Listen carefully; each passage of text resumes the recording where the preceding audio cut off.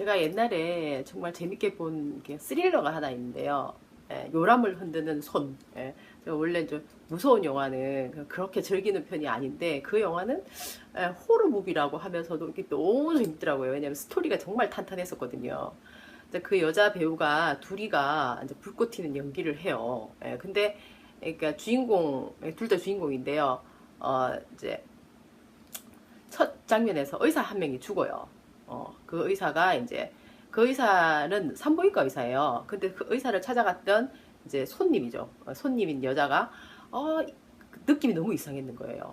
이 산부인과 남자한테 진찰을 받는데 성추행 당했다 이런 느낌이 드는 거죠. 그래갖고 이제 남편한테 얘기하게 되고 알고 보니까 이제 이 사람은 이제 이 사람한테 그렇게 비슷한 경우를 당한 일이 많다. 이제 이런 분위기가 확산되고 이 분위기를 이 의사가 못 견뎌가지고 자살을 해버려요. 그러면 이 사람의 가족이 있을 거 아니에요. 그 가족이 이제 또 하나의 주인공이에요. 금발머리 여자. 좀 되게 매력적인, 그런데 되게 그 여자가 매력이 있더라고요. 근데 하여튼 배우 이름은 기억이 안 나요. 근데 이제 남편이 갑자기 죽으니까 이 여자가 이제 집도 날리게 됐고 이 여자도 임신하고 있었거든요. 근데 그 애도 떨어지게 되고 하여튼 다 그냥 끝장나버린 거죠. 자기 인생에서 자기가 귀하게 여겼던 것들을. 그리고 그러다 보니까 이 여자는 이제 남편의 잘잘못을 따진다고 깊이 들어갈 만한 뭐 어떤 그런 상황이 안 됐는지도 몰라요. 그러니까 자기의 인생을 완전히 짓밟아버린 그 사람이 누구냐. 그 사람에게 이제 복수심을 불타는 거예요. 분노. 그래가지고 이제 그 여자분이 만약에 내 남편이 그래 잘못을 했으니까 그런 일이 있었겠네 하는 그런 마음이 만약에 있었다면은 이제 그런 비극이 일어나지 않았겠는데 그 여자분은 그런 마음에 여유를 가질 수가 없었죠. 그러니까 복수만, 분노만이 있었던 거예요. 그래갖고 거기 집에 들어가서 그 가정을 산산조각 내버리거든요. 그 여자는 이제 이쁘니까 그 집에 남편도 그러니까 유혹을 하고, 그 남편도 유혹을 하고, 물론 남편은 못 꼬셔요. 근데 하여튼 그 여자는 목표가 이제 완전 작살 내는 거니까. 그리고 이제 그 집에 애 둘이를 완전 자기 편이 되게 만들어요. 꼬마 딱지를 막 우유를 주고, 막 시간을 조절하고 해가지고. 그러니까 그 엄마는 애들로부터 멀어지게 되는 거예요. 원래 이 여자분, 이제 엄마는 굉장히 교양이 있고, 막 식물 가꾸는 것도 즐기고, 사랑이 넘치는 사람이에요. 그런데 점점 뭔가 공포스러운 거예요, 집 안에서. 그 새로운 유모가, 그 여자가 유모로 그 집에 이제 들어오거든요. 들어와요. 가장을 해가지고. 그런 영화예요. 그 영화를 처음 볼 때는, 그 권선징악, 이래가지고, 이 나쁜 남편을 만난, 재수없는, 그 예쁜 여자다. 그러다 보니까 악마적이 되었네. 이렇게 이제 생각을 했어요. 근데 이제 좀 성숙하고, 그 사람 입장에서 한번 생각을 해보게 되면은, 그 여자가 그렇게 악마적으로, 변한 것이, 그 여자 입장에서 악마적인 거 아닌 거예요. 그러니까 자기는 내가 이만큼 고통스럽게 당했는데 니도 한번 당해봐라. 이거는 너무나 공평하고 너무나 당연한 거다 이거죠. 그러니까 사회에 대한 분노가 일어나는 어떤 그런 경우에는 당연하다 하는 어떤 당위성이 생기는 것 같아요. 그래서 우리가 이 분노의 어떤 나라, 지금 우리나라가 분노 조절이 안 되는 사람 너무 많잖아요. 이런 게 이제 안 되게끔 나라 자체가 이제 시스템이 돼야 되는데 어쨌든 그 중에서 또 이제 한 분이 우리 이재명 후보자님에게 이제 굉장히 그 분노를 느낀 분이 한 분 있더라고요. 그분이 이제 김부선이라는 분이던데요. 저는 이분이 아무래도 이제 여자고 약자잖아요. 이재명 후보자에 비해서는. 그러니까 제대로 한번 알아봐야 되겠다. 이제 옛날 그냥 잘 모를 때는 그냥 에바고 찍은 분인가 보다 이런 생각을 한 거죠. 그리고 뭐 제대로 이분의 말하는 거라든가 이런 거 한 번도 본 적이 없어가지고 이번에 유튜브에 들어가서 봤어요. 보니까 이분이 이제 자료가 굉장히 많더라고요. 뭐 인터뷰할 때 너무너무 쿨하고 또 그런 어려움을 겪은 거에 비해서는 아주 그냥 외모도 여전히 훌륭하시고 말도 막 너무너무 잘하고 막 완전 진짜 사이다. 그러더라고요. 그러니까 이제 그분한테는 팬이 좀 많이 생긴 것 같아요. 예. 워낙에 막 우리나라는 막 숨기고 막 수치심에 너무 이제 가짜들이 횡행하다 보니까 이렇게 막 사실을 막 말하는 이런 사람이 속 시원하고 너무너무 좋잖아요. 그러니까 이분이 하는 말은 어떻게 보면은 믿을만한 말인 거예요. 근데 또 동시에 이재명 시장님 역시도 막 정치권에서 너무 꼼수도 많고 속이고 이러니까 이분도 그렇잖아요. 우리를 속 시원하게 해가지고 인기 완전 지금 짱인 분인데 이 두 분 다 보니까 그래가 인기가 짱인 상황이에요. 근데 그럼 왜 이 일이 벌어졌냐? 이거를 좀 다른 관점에서 저는 한번 봤어요. 보니까 일단 이분은 분노가 너무 많은 거예요.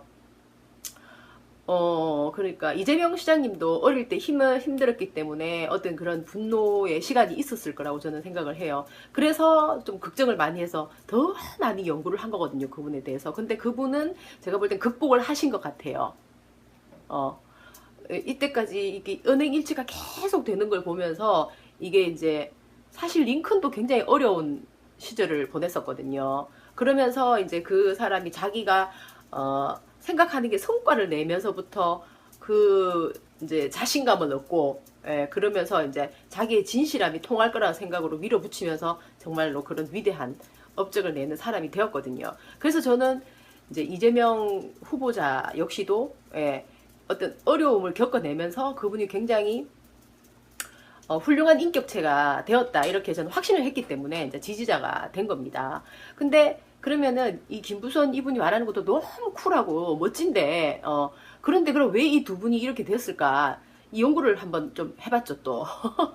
그러니까 이분은 분노가 이재명 시장님처럼 이렇게 이제 내가 힘들었으니까 남을 정말 행복하게 해줘야겠다 이런 쪽으로 진행됐나 안 됐나 제가 한번 이제 봤어요. 그랬더니 좋은 말씀 하시더라고요.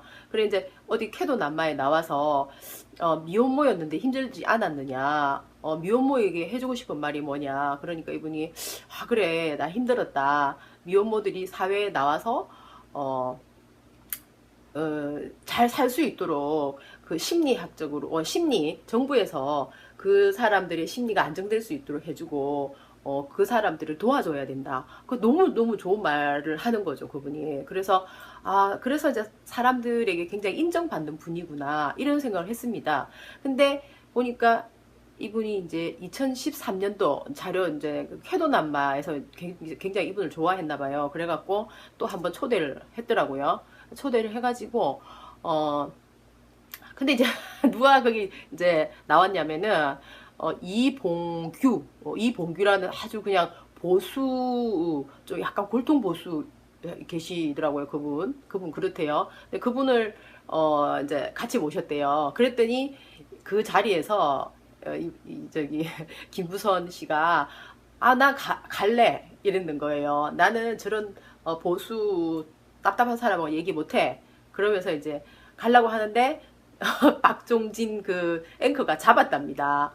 그래갖고 이제 자리에 앉아가지고 세 명이서 얘기를 하는데 진짜 뭐 멋있게 잘 끌어가더라고요. 얘기를 뭐 예쁜 여자가 뭐 더 착하다 뭐 이런 식으로 저는 좀 의견이 다른데요. 사유하면서 마음이 예쁜 거 또 그러면서 얼굴도 예뻐지고 하여튼 그게 이제 밸런스가 맞아야 된다 이렇게 생각을 하는데 이제 이분들은 아주 그 외모가 예쁜 여자가 마음도 예쁘다 이런 쪽으로 얘기를 좀 끌어가는 게 약간 좀 별로였긴 했어요. 그 부분에 있어서는. 그래도 뭐 좀 뭔가 이 공감대가 형성되는 그런 쪽으로 막 잘해보려고 하는 그런 분위기를 느꼈는데 이제 어떤 얘기에서 제가 약간 좀 그건 좀 이상하다 하는 게 있었냐면요. 얼굴 성형에 대한 얘기가 나왔어요. 그러면서 그래 이제 예쁘다고 이 남자분이 막 치켜 세우면서 이제 그래 성형은 하나도 이분이 안 했다 이렇게 박종진 앵커가 얘기한 거예요. 그러니까 아주 또 쿨한 김부선께서는 막 완전 보톡스 막 무지무지 지금 맞고 여기 나왔다. 이렇게 말을 한 겁니다. 그러니까 이제 박종진 앵커도 나도 여기 주름이 생겨서 보톡스 맞았다. 보톡스는 성형이 아니고 시술이다. 이러면서 이제 서로 간에 또 막 그 시술이니까 괜찮다. 이런 식으로 또 서로 또 띄우더라고요.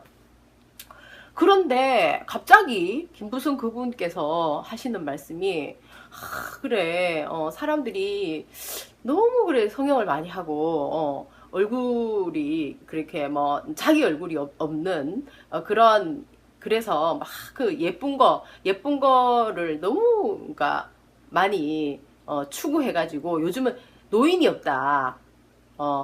그러면서 주름이 자글자글 한 게 얼마나 예쁘냐.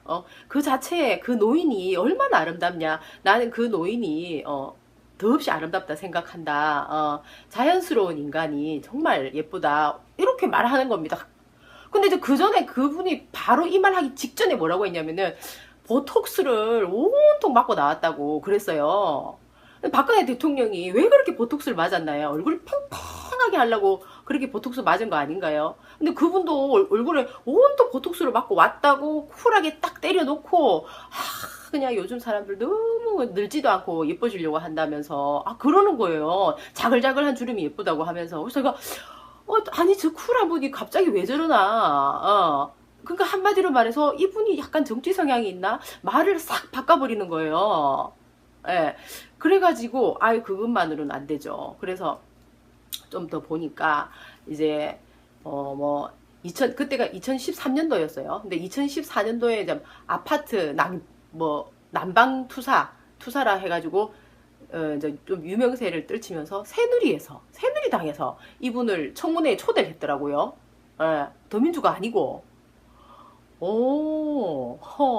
하여튼 좀 특이하지 않나요? 그래가지고 왜냐면은 2013년도에 나는 막 보수당이 싫다면서 막 이러면서 막 그랬거든요.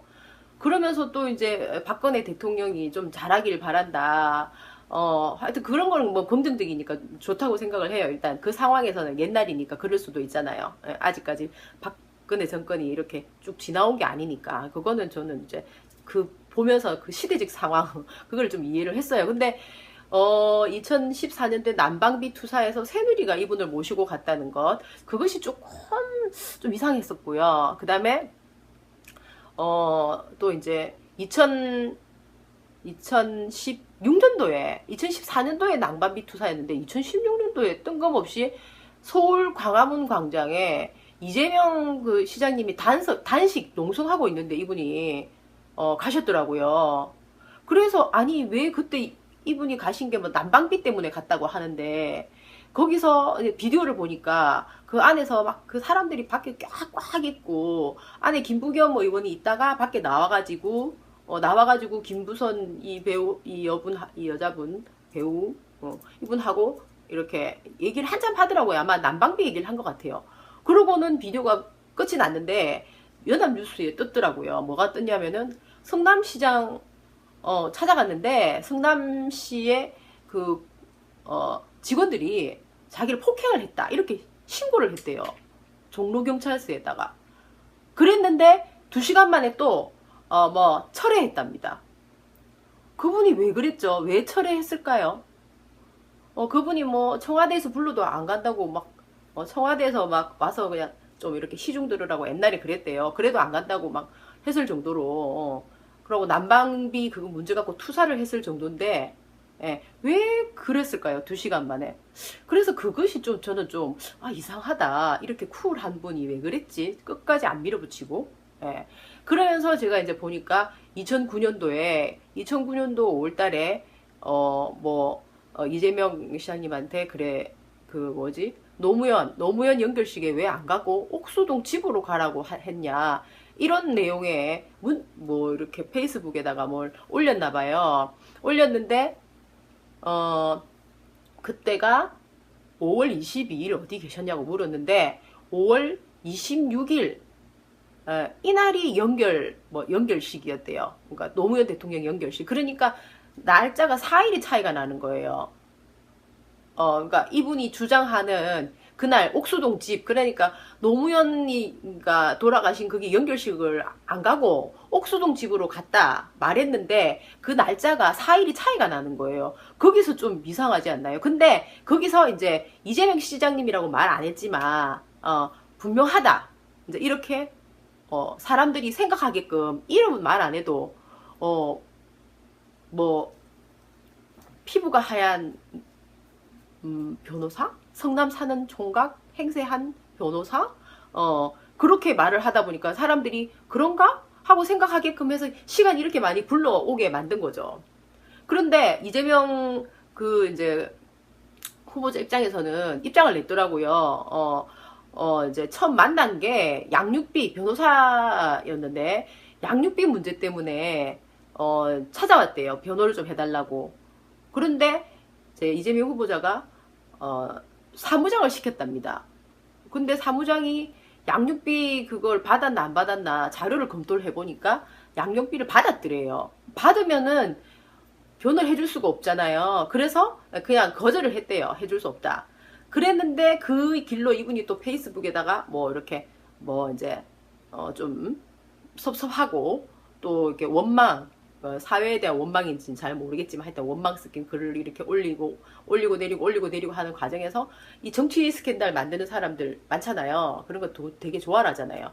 그런 게 작용을 했나? 작동을 했나? 이제 이런 식으로 생각을 하게 되는 거예요. 왜냐면 그래가지고 또 이제 이분이 그렇게 대쪽 같은 성격인데 그랬답니다. 유일한 소통 창구가 페이스북이라서 내가 좀 페이스북을 이용하면서 뭐 하소연을 했는데 이재명 시장님한테 미안하다 얘기가 엉뚱하게 돼서 그렇게 또 사과를 했대요.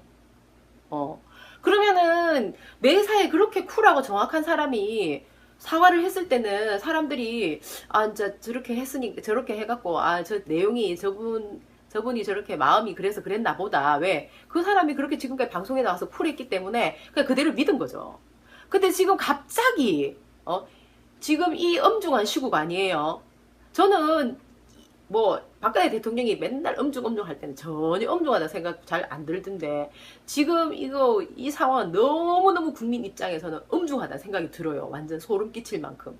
이 상황에서 이 조선일보 그쪽에서 이 자료를 또 올렸는가 보더라고요. 그렇다면 과연 이 마타도를 이 김부선 이분이 했을까요? 아니면은 언론에서 조작할까요? 저는 그게 되게 궁금해요. 왜냐면 늘 언행일치하기 때문에 아직까지 저는 이재명 이 후보자한테서 이런 한 3가지 정도도 모순되는 걸 발견을 못했거든요. 아무리 찾아봐도 없어요, 모순이. 예. 그래서 오늘 역시 그분이다. 역시 이재명 후보자다. 믿음을 갖게 되는 거고요. 또한 만약에 이분이 지금 20대 초반에 그 남자한테 쏘가가 미혼모가 돼서 진짜 양육비도 문제고 돈이 하나도 없어서 그렇게 어려움을 겪었잖아요. 그러더라고요. 교도난마에서 우리나라에 너무 미혼모가 많다. 그러면은 이 미혼모를 도울 수 있는 길이 우리가 도울 수 있는 길은 이재명 시장님을 뽑는 길이죠. 그 미혼모가 애를 놓으면 애한테 130만 원 아이한테 유아수당이 이제 일단 적용되죠. 엄마한테도 이제 적용되죠. 20대니까 적용되죠. 그리고 이제 산후조리비를 이제 100만 원 지원해 줄 거니까 그걸로 이제 애 옷도 좀 사입히고 분유도 먹을 수 있죠. 일단 우리가 할 수 있는, 우리가 미혼모를 돕는 가장 좋은 방법이에요. 뭐 어떻게 다른 방법이 뭐가 가장 좋을까요? 지금 말로서 방송국에서 박종진 앵커가 미혼모를 도와야 됩니다. 뭐 두 분 김부선 그분하고 막 그렇게 그러니까 그런데 정책을 이렇게 내놓는 분이잖아요. 근데 왜 이렇게 공격을 하는지 정말 속상한 거예요. 오늘도 역시 이 문제가 저는 뭐 이렇게 틀림없는 또 공작이 들어온 것 같은데요. 우리가 이 문제를 그냥 지켜보면 안 되고 해결할 수 있는 방향으로 잘 끌고 가야 되지 않을까. 오늘 제가 분석한 결과로는 그래요. 감사합니다. 바이.